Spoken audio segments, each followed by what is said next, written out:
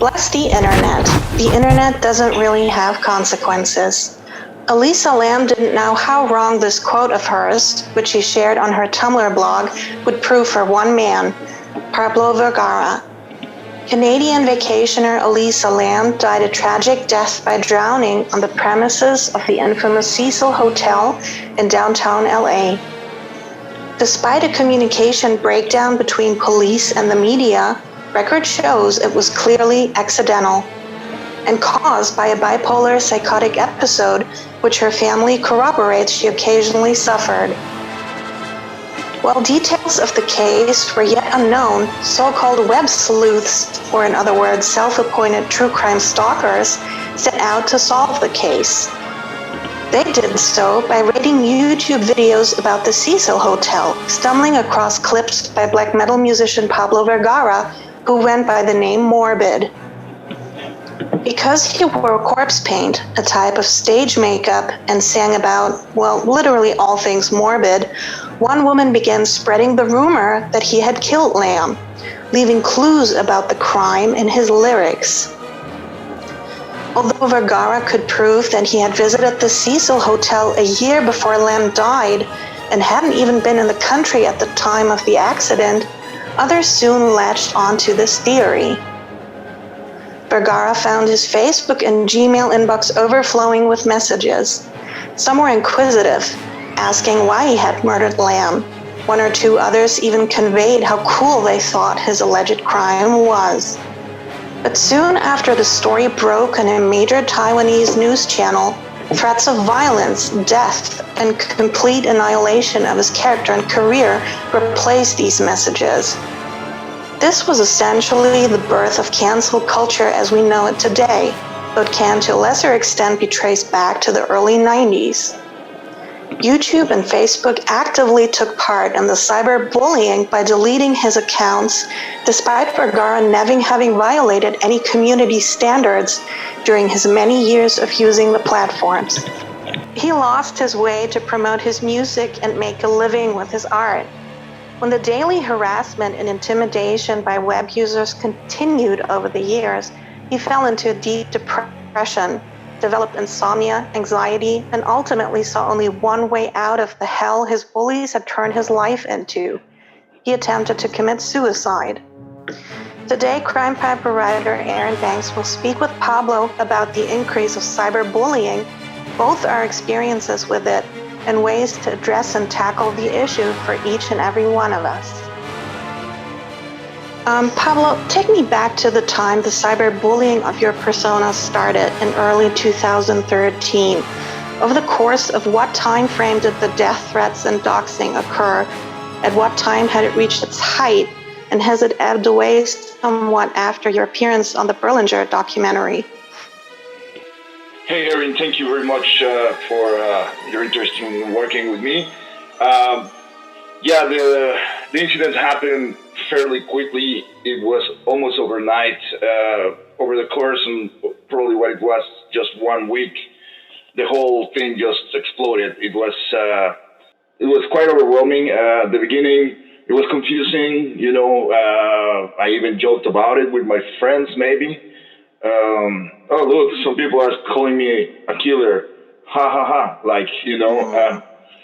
And especially with the type of music we're doing, something that I guess it's not a big deal if someone calls someone else something in the internet, but suddenly 1 week after that, it's like, news all over. The rumors spread all the way to the Taiwanese TV station, news station, and just, it was all over forums on the internet, Facebook groups. They infiltrated my accounts, started stealing all my media, pictures, posts, music, videos, everything. And they will just use that to create, controversy and they will just try to find in my lyrics any indication that could lead them to believe the thing that I was hiding something or I was responsible for Elisa's death or anything. I mean, they were it's mind-blowing how people's ludicrous plans and ideas can just like there's no way to stop them. They just run with it, and people will buy that, and suddenly they have a horde of like internet. It was like a literal internet witch hunt. It was all over the news, and they infiltrated my accounts and everywhere. Back then, we only had YouTube and Facebook. There wasn't even Twitter, as far as I remember, and if it was, I didn't have one. But so they infiltrated my accounts, and they just spammed me like just like it was an attack. My inboxes exploded with nasty comments, with violent comments, with death threats, with insults, all the way until it escalated to them flagging my accounts and have them terminated, which included my email account, not just my YouTube, but my professional and personal email account in Gmail, which I use for business, and I had like all this, personal stuff with my family and my ex and everything, and I just lost everything overnight. They just like completely wiped it out, and yeah, it was devastating, especially the YouTube account, because I was a musician, a filmmaker as well, and I lost a huge archive of work that I had in both my careers, and when this happens, then everything starts crumbling down in your life, and you can't control it, you can't stop it, and then one day you just lose everything, and it's just like it's a feeling I can't describe. Just to what now? Like, do I need to start from zero because of this? And when this is happening, you don't even understand what's going on. Like, how is this possible? Some people in the internet. It's just.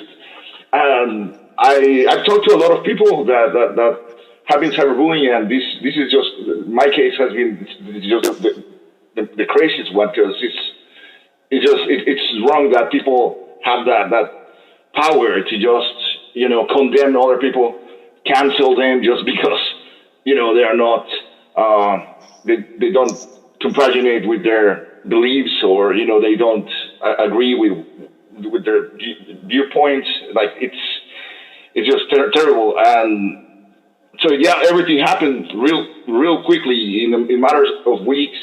It's just my entire world was flipped upside down, and it just continued like that until like I was they closed down everything that I had. I went to literally to the shadows. Like, I disappeared. I had friends telling me, "Where the hell did you go?" Fans, "Where's your band page? What's happening?" And yeah, it was a hard blow. It was really difficult. And after the release of the crime scene documentary, I was a bit nervous about it, if I wanted to do it or not. The producers took a while trying to convince me, of course, and I thought to myself, all right, if that stuff happened in the past with just internet posts on my YouTube, like, what's going to happen now if it's on a channel in a studio, in a movie? And but we discussed it real well, and we decided to do it also to try to raise awareness. That like this is something that's happening all the time, everywhere. People are getting cyberbullied. People are getting canceled. I just wanted to show my experience, my case to the world. Try to raise some awareness, and it did slow down. I mean, it actually, for some strange reason, the whole internet that once hated me now is supporting me, and every now and then there's like some trolls, of course, and someone saying something rude, but it's I mean, it's on the other side of the spectrum right now. It's like things are more in the positive side, and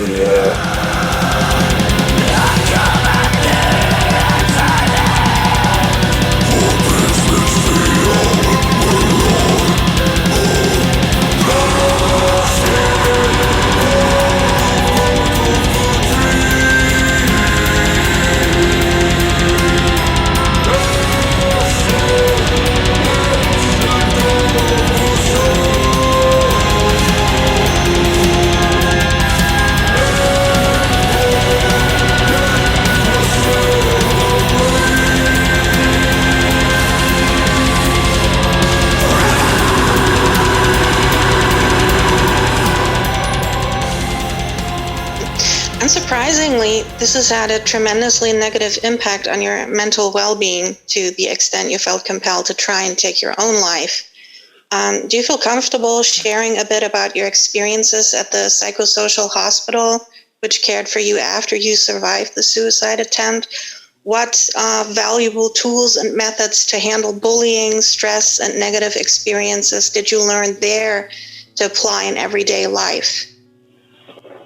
Yeah, okay, well, I did try to kill myself at some point. I just I wouldn't see an end to these, and this was just another issue. I had other problems in my personal life, and in my professional life now with these, and so it was just at some point it was very hard to handle, and I chose to put an end to it to that choosing that way, but I'm glad I wasn't successful, and.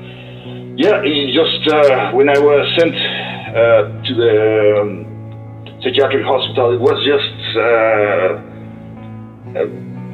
it was more like a reprieve for me, more like kind of like just disconnect from everything that was happening.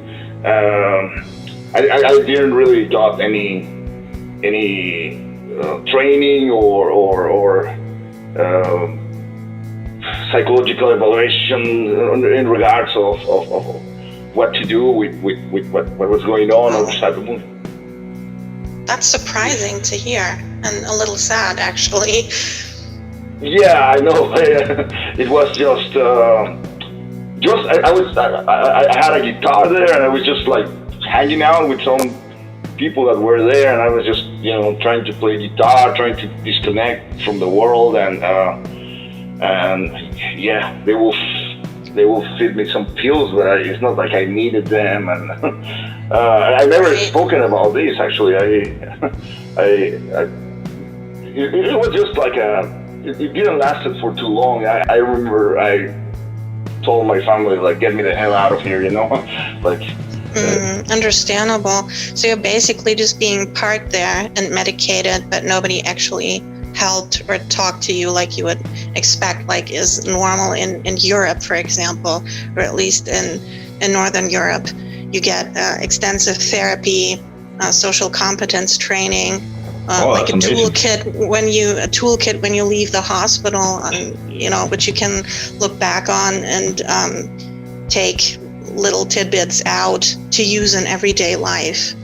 So I would have wished that would have happened for you, but apparently not. But it's great to see that that gave you back the incentive to start playing guitar again. I know there was a point in your life when you couldn't do any music, you couldn't write any music, you didn't have an interest in it at all anymore, right?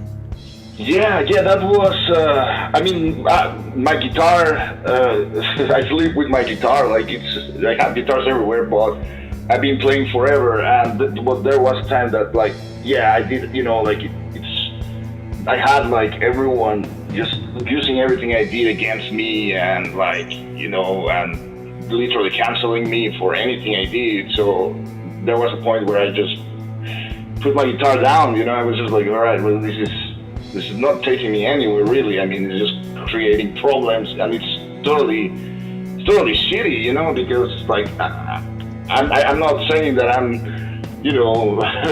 my Michelangelo Bacchio or like any virtuoso, but I take pride of my guitar playing. I'm very good. I'm very experienced. I've been playing for almost 3 decades, so it's like to stop playing music was. Yeah, ever since then I felt like the big part of me was like missing. I felt incomplete, like whatever I was doing. You follow me, I follow it. You flew away, I'm still here.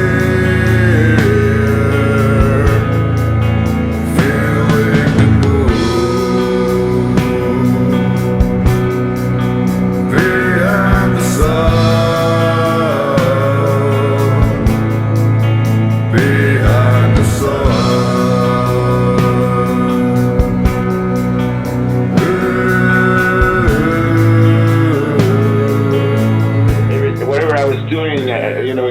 criminal ward or like hanging out with some cool, amazing people, I was just always feeling incomplete. Like, okay, this is cool, but like I need like my band, I need my music. It's been a wild ride. I mean, I did stop. I can't believe I'm even saying that because I was a professional musician for like almost 20 years before this happened, and then I just stopped.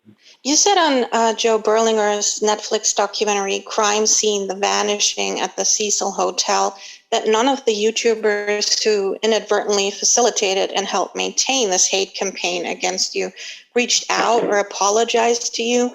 Did you ever consider reaching out to them to speak to them about how your life was destroyed because of unethical reporting and incitement? I never thought of that. To me, before I did this documentary, like this chapter of my life, after everything that happened, I kind of closed that chapter and just threw the book away. You know, I just I didn't even want to deal with anything. Like I just tried. When this happens to you, it's like you really kick into some strange survival mode of you have to do something, implement ways to keep living and keep fighting, because you lost everything, and the paranoia, of course, is there. People, I remember going to the airport and I will literally feel like people were looking at me as if I was a monster. I don't know if it was paranoia or if it actually was happening. And so after the documentary, I'll be honest, we did the documentary and this, it kind of opened the Pandora's box with it. I'm kind of, now maybe thinking of if I should contact some people, if I should, of course, talking about the subject on a regular basis is kind of keeping the wound open, and but it's something that I want to do. Yeah, it's something that I think is important. When researching your case, I stumbled across one of John Lorden's recent videos, the link which I will also put in the written version of this interview. It was about his involvement in the Berlinger documentary. He addressed his follower's question on why he never reached out to apologize to you. And he reported that he hadn't known about the harassment against you prior to watching the finished documentary, and so didn't feel that he had something to apologize for. Interestingly, he compared himself and his fellow YouTubers to you in that they supposedly also suffer trolling, as he referred to it. In my view, trolling is still vastly different from death threats and doxing. But I appreciated that he stated he was interested in helping work towards more ethical reporting on YouTube and social media. Could you see yourself working with him towards this goal, possibly even with some of the other YouTubers who covered the Lamb case and mentioned you in their videos? I could imagine that this might also send a clear message to their followers who partook in stalking you.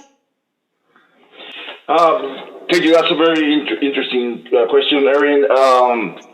I have thought about it. I did have some correspondence with Lorden. Maybe we had a call too. But nothing really materialized, and I didn't saw my contribution, or I didn't saw anything productive to that, because I got an invitation to his show, and I don't know, it just didn't really quite. It didn't feel like it was something that would help the issue or the problem that happened too much. And it will be also a good idea to maybe reach out to all the other YouTubers and the people that address this in a way, just to create some consciousness of the situation. It's something that maybe I can consider if they will be interested, but as of now, I haven't reached out to anyone yet, and hopefully, maybe someone will be interested. And my ultimate goal is just to, be able to create more consciousness on this cyberbullying issues that are happening for people to understand that, and realize that it's very dangerous, and it only takes one post. It only takes one rumor, and it can escalate and just literally ruin lives, or even people killing themselves for this. So if the message can be spread across and reach out to these channels, I will definitely do it. I mean, it's just needing to know if they are interested to work with me. Right. That would be great. Keep me posted on that. Absolutely. You still receive vile messages online occasionally and have understandably begun to block those responsible for them. In April 2021, you gave an interview to Rob Rosen and Desma Simon for their Canceled podcast.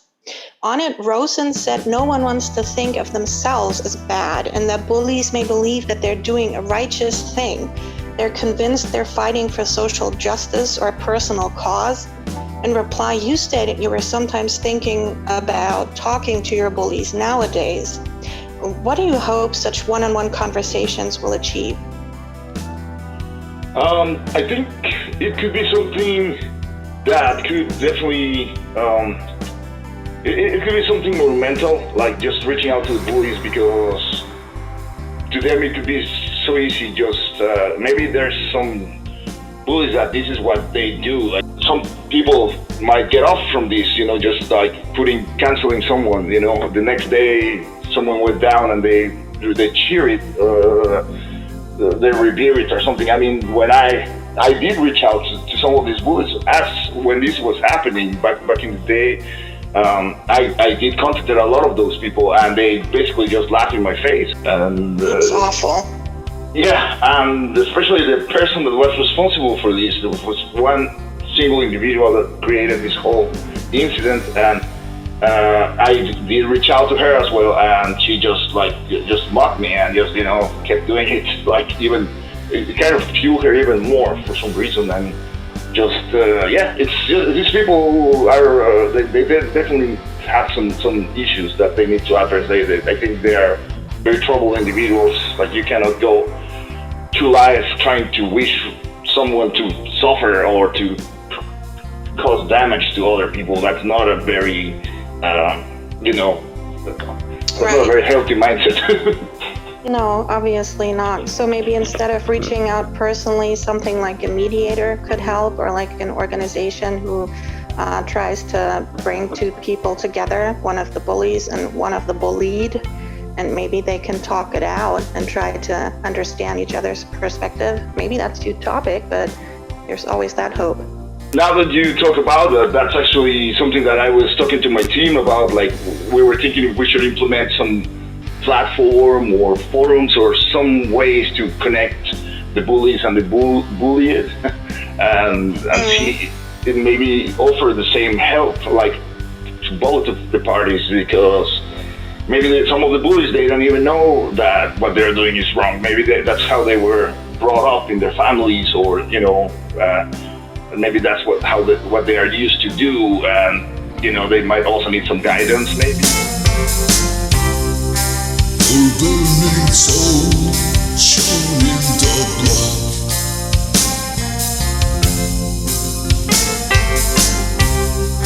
A spark of passion, the sign of life.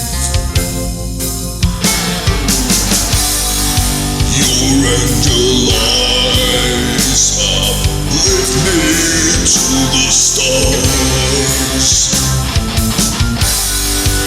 Struck my soul and pierced the dark.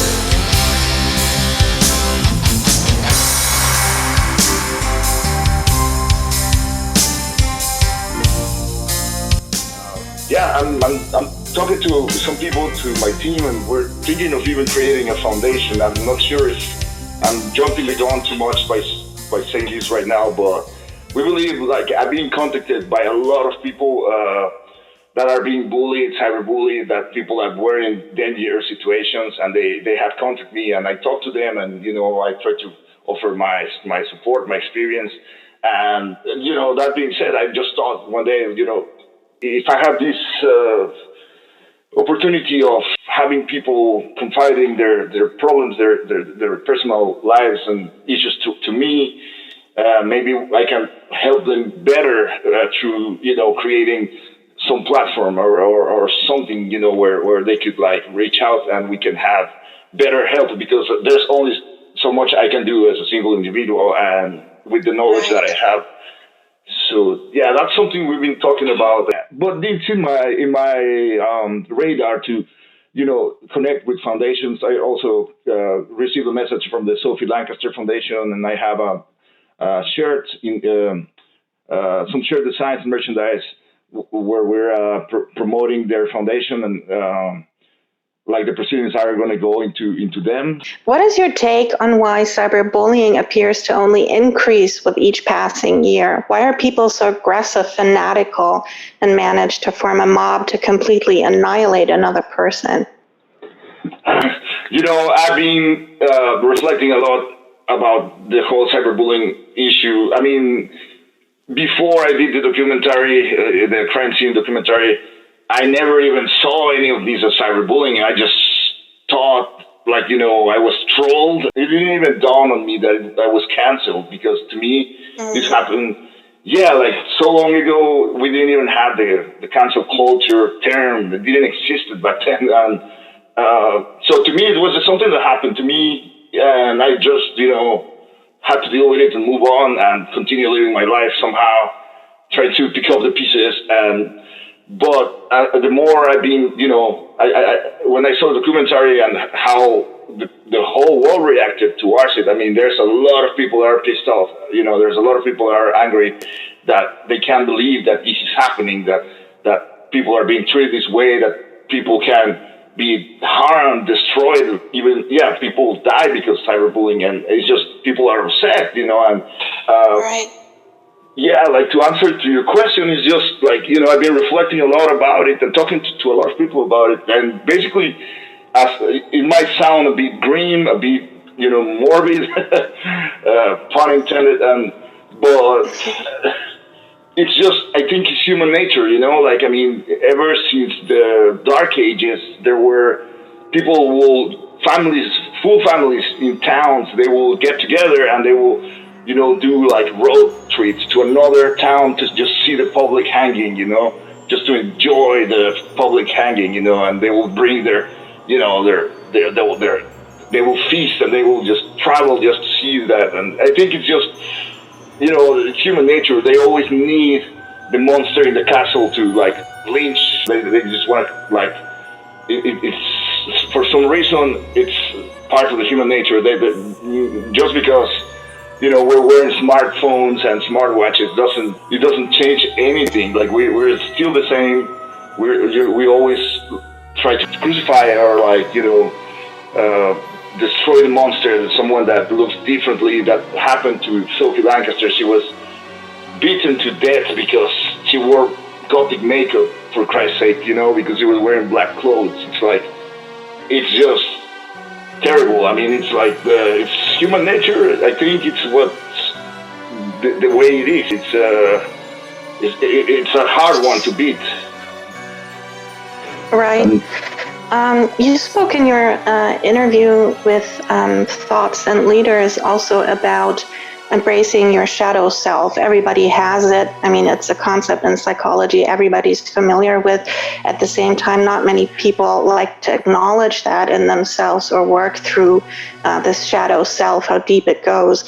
Is that maybe also a reason that bullying has increased, that we're living in an age where you have the law of attraction and The Secret? Everybody's always talking about positive psychology. Nobody's supposed to be unhappy or show that online. Is that maybe a way of taking these dark urges or dark feelings and externalizing that, putting that on somebody else and condemning them for something you find in yourself? That could definitely be one of the issues. I mean, in a more psychological aspect. To me, as an artist, I've been doing dark art all my life. To me, it's a natural thing, and I've been quite successful at it. I mean, but I guess some of the stuff that I do to some other people could be they wouldn't understand it. And part of the stuff that I do is to shock. I mean, I'm not playing, I'm not putting blood in my face to try to get a smile as a reaction. You know what I mean? It's like, yeah. So I mean, it's just like the genre and the style. It's like horror movies, rock and roll.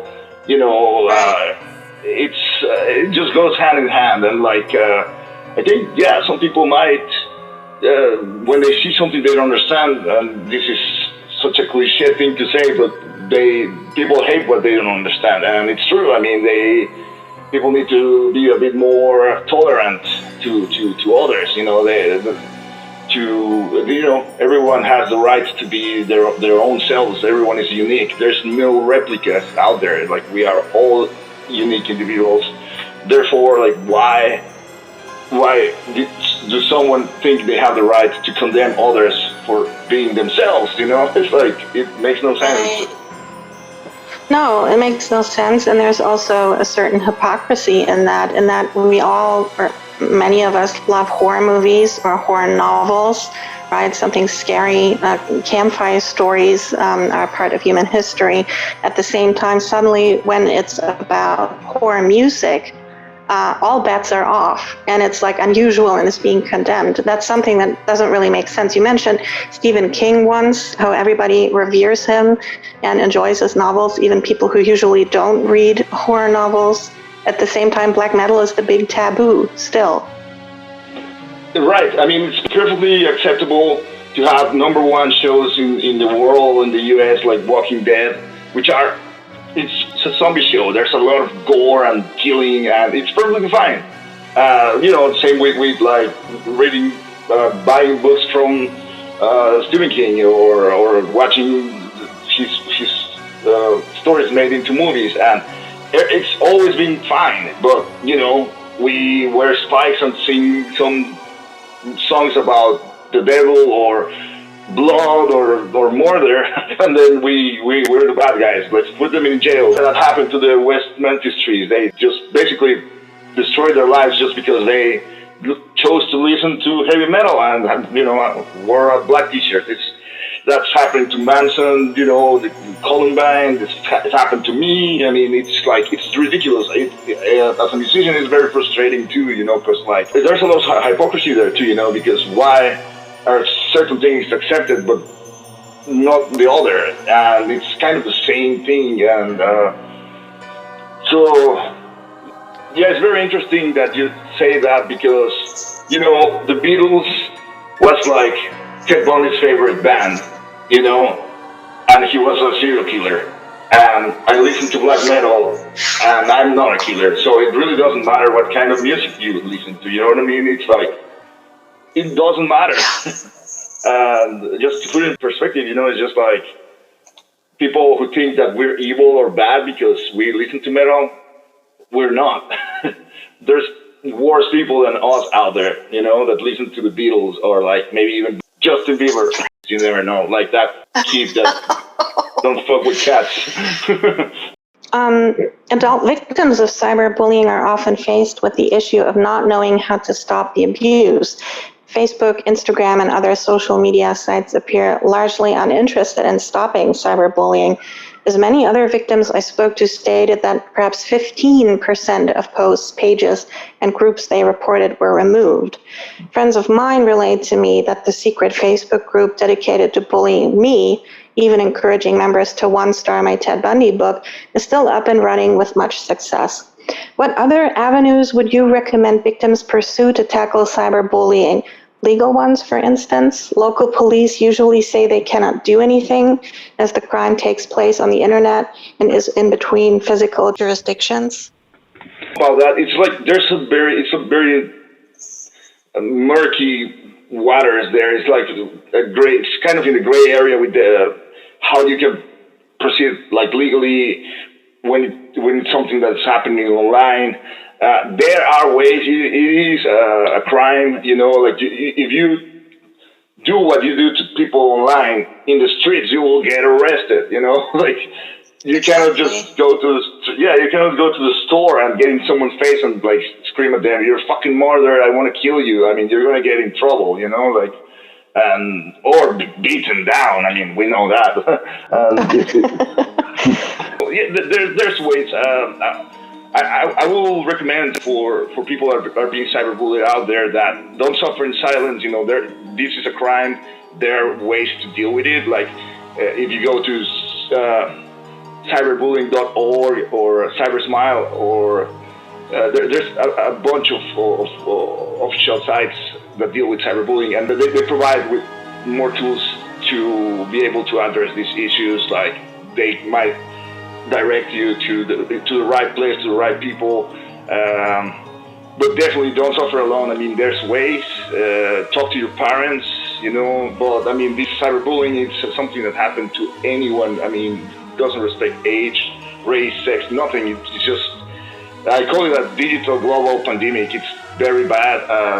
You know, even successful adults, they kill themselves because cyberbullying. I've been researching it and found so many cases that are like shocking.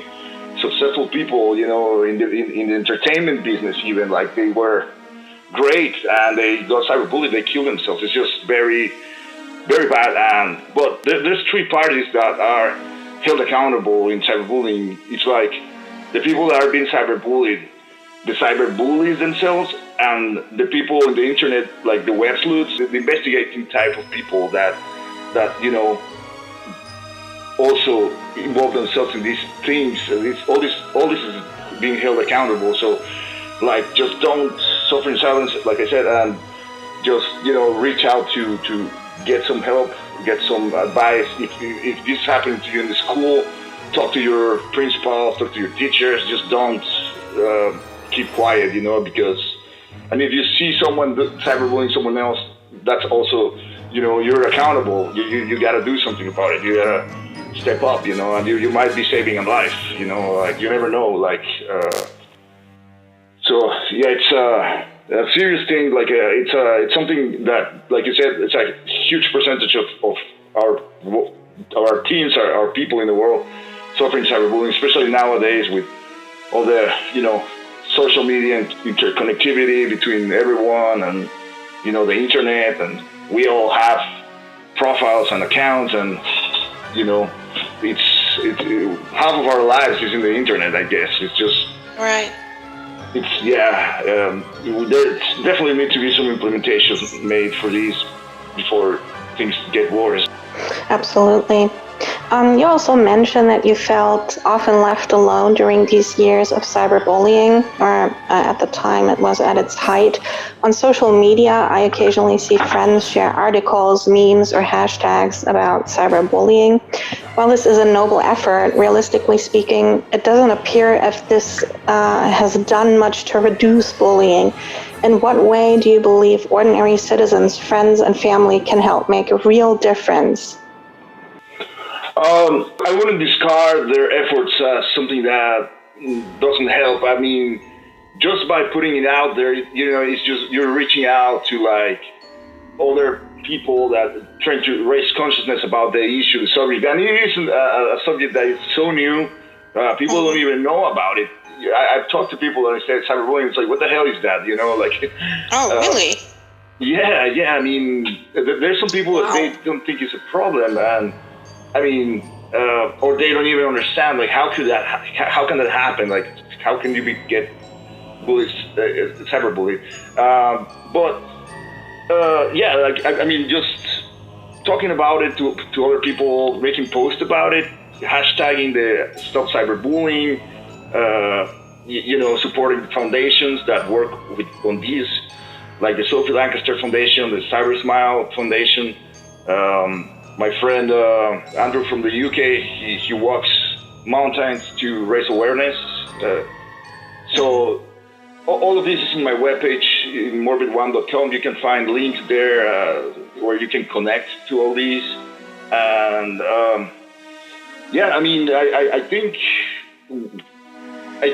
until we bring this into a really, like, you know, major channel to discuss about it, like, let's say Oprah or like Howard Stern, or, you know, like, I think that's when the world will really truly like see how serious this is, how dangerous this is, and it's out there. It's like next door. It's like it could be happening to your daughter, to your son, to your aunt, to anyone, to your best friend. It could be happening to anyone. So we just need to reach out major channels to engage in conversation, in discussion about this, and help, implement ways. There's always someone out there in the crowd that has a great idea on how to change things around, like the world is changed by a single individual most often, it's like people with absolutely.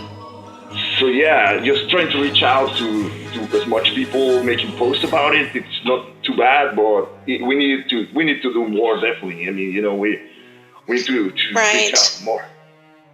Would you expect friends and family or anyone to address cyberbullying when they witness it online, even if they're not directly involved, if they're a stranger?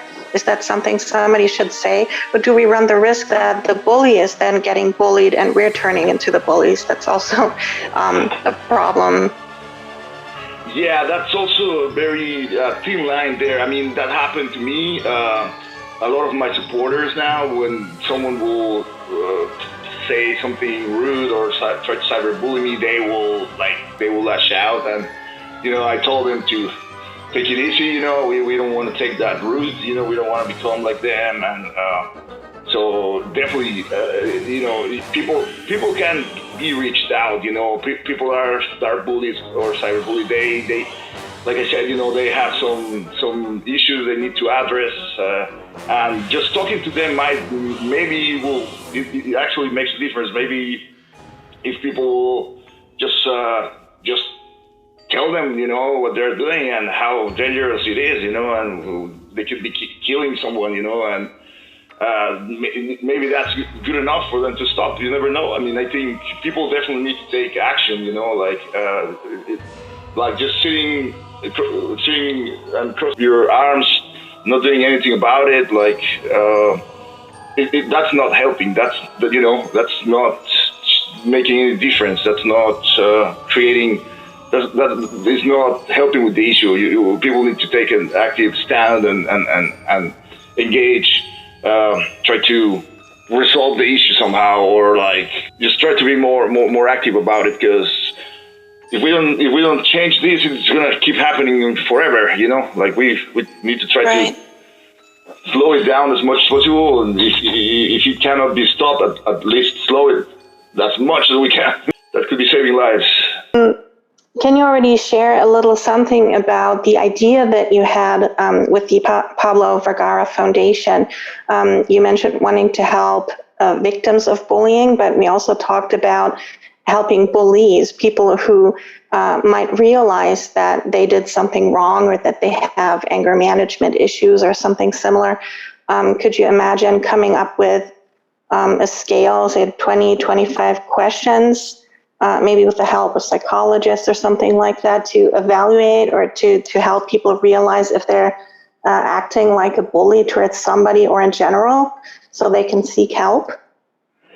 Yeah, that's a great idea. We were thinking about creating that, like some sort of scale and application with some questions created by professionals, by psychologists, by people that are very experienced in the subject, and see, release that to the bullies and the cyberbullies, and see, kind of weed out who are the people being bullied and the people being cyberbullied. It's a very early stage of the design that we're thinking about. But I mean, everyone like I said, everyone is held accountable. Everyone should be reached out with some support, with some help. Abusive people and abusers, toxic people, they need help too. I mean, they can be cured. I'd like to believe, unless they are serial killers, and we lost them. Yeah, I agree. So we talked a lot about bullying, but how about your creative arts projects? Is there anything we can expect from you this year? Any great plans? Oh, absolutely. I mean, this year we're very busy. We're releasing a new EP, some music with my new band, Slit Wrist. Well, it's not a new band. It's like actually the band that started the whole cyberbullying thing. It was the one that created all the controversy, and so like I decided, let's just bring it back. Like there's no reason to stop because of other people. So Absolutely. Yeah.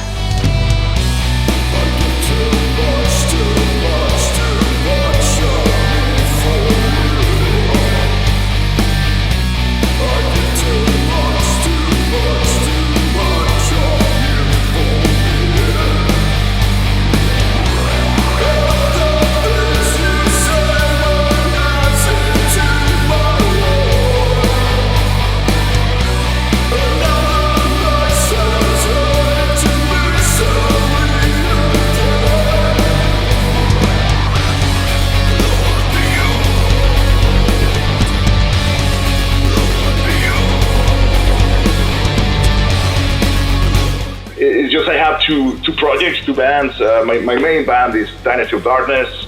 We have the album ready. We're gonna shop it around to labels, and great. This one, there's a lot of work ahead, and with Slit Wrist, we're planning a show and also shop it to labels, and we have hit the studio. We have recorded 4 songs already. We're going for the 5th.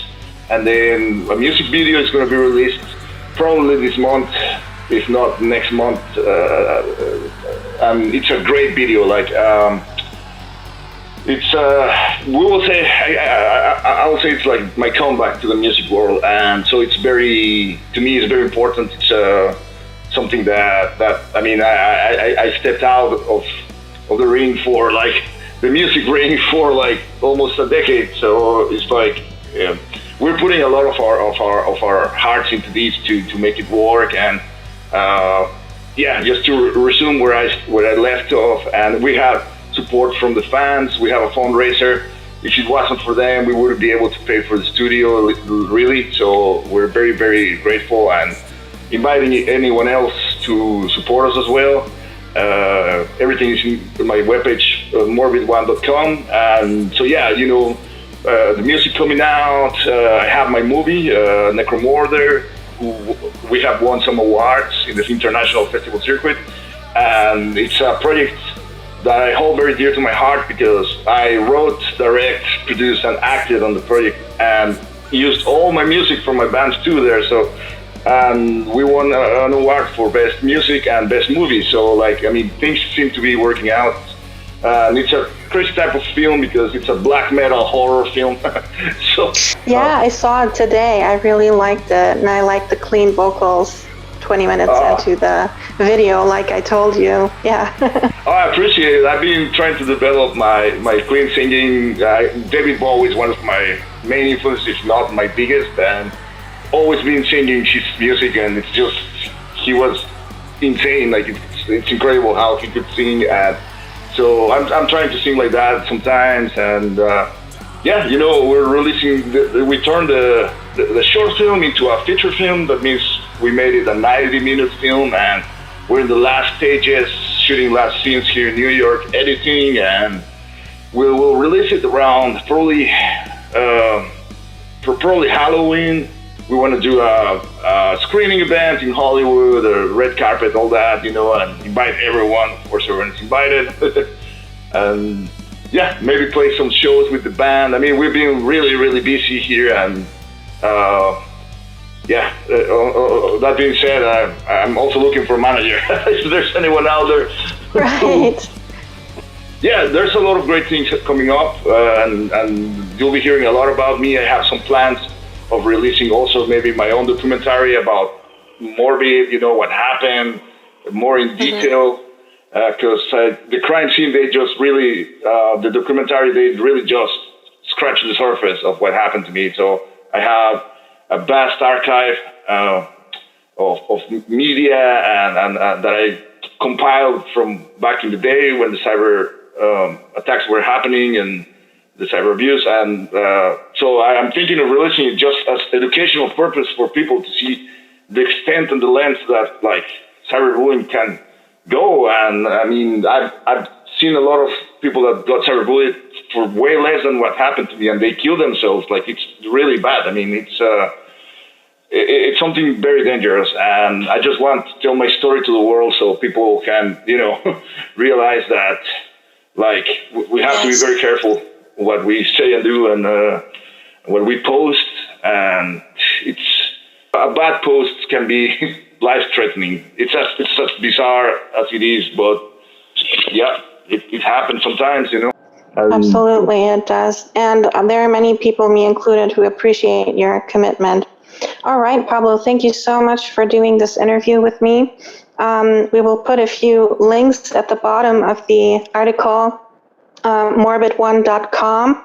There are lots of resources on cyberbullying and how to handle that. There are also articles on crimepiperblog.wordpress.com. And you can also go to cybersmile.org to find help and educate yourselves on the issue.